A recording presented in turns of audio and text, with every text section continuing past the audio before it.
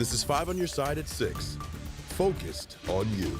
For the very first time, a strike against 3 big automakers happening at the exact same time. In a historic move, workers walked out of all 3 plants, including GM in Wentzville.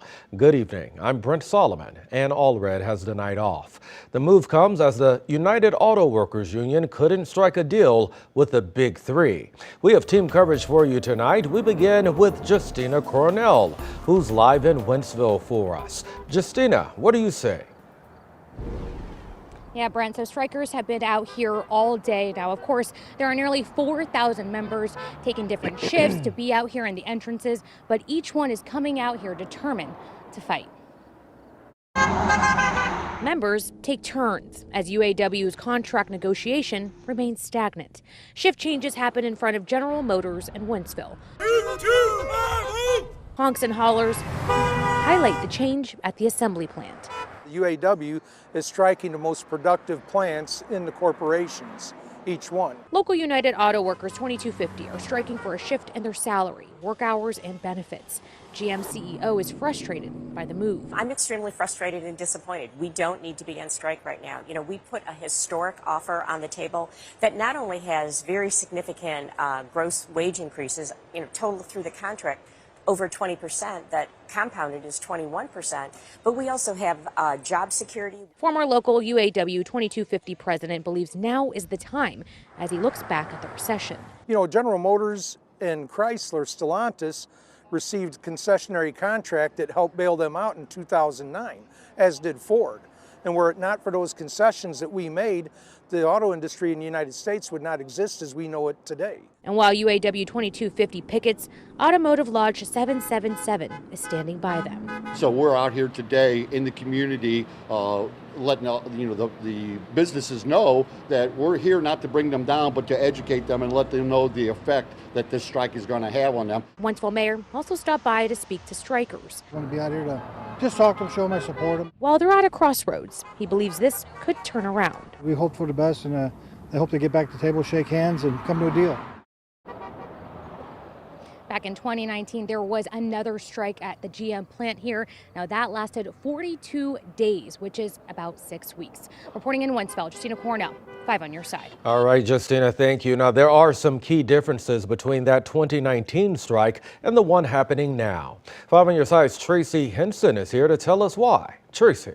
All right, now this time it's the Detroit 3, GM, Stellantis, makers of Jeep, Dodge, Ram, and Ford.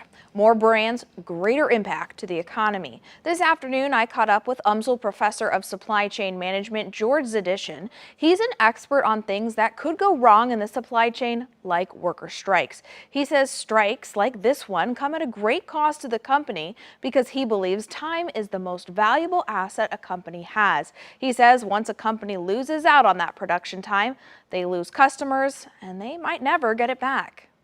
It does come down to money, but not just that. It's also taking care of your employees, because your employees are any company's greatest asset.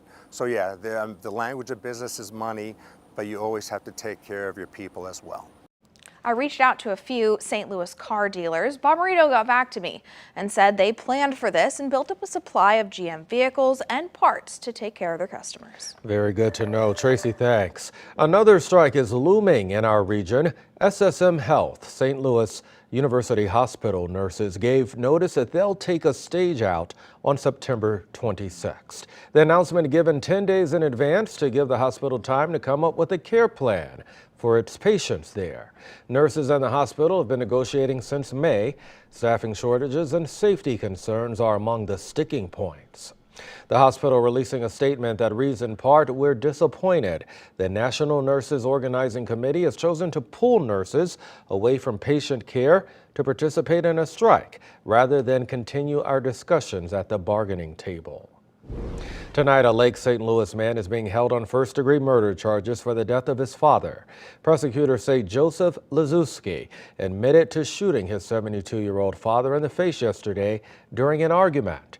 Police say the suspect in the house was in the house on Rue Grand Drive for several hours without calling 911. Then they say he went to a casino. A company must now pay a family $750 million after a driver using their product hit and killed a woman. Today, her parents sat down with our Christine Byers to talk about the verdict and why their fight doesn't stop now.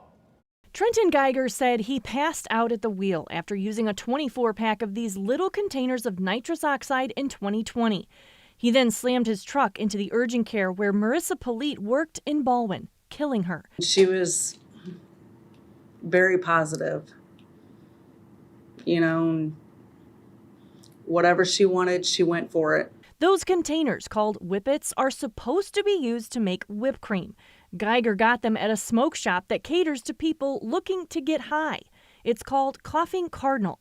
There's no reason why this stuff needs to be in head shops, smoke shops, and my daughter had to die for that. I hate the fact that he had such an easy access to the drug that caused him to pass out, that created the accident. Marissa's parents sued United Brands, the company that makes whippets, along with Coughing Cardinal and Geiger. Now, United Brands is responsible for 70% of the jury's $745 million verdict. We can't stop here. We got to get some laws changed. Federal law does not prohibit places like Coughing Cardinal from selling whippets. It prohibits anybody from selling them for the purpose of inhalation. United Brands argued they can't parent who sells their product. And lawyers for Coughing Cardinal argued they don't sell whippets to be inhaled. I think the jury saw right through it. Johnny Simon is the family's attorney. Making a decision to sell it as an inhalant is choosing to poison people and to make money doing it. It was never about the money. It was about making that statement, opening up people's eyes. Christine Byers, 5 on your side. Helping the unhoused get back on their feet. How the city is using American Rescue Plan funds to change lives. That's coming up next.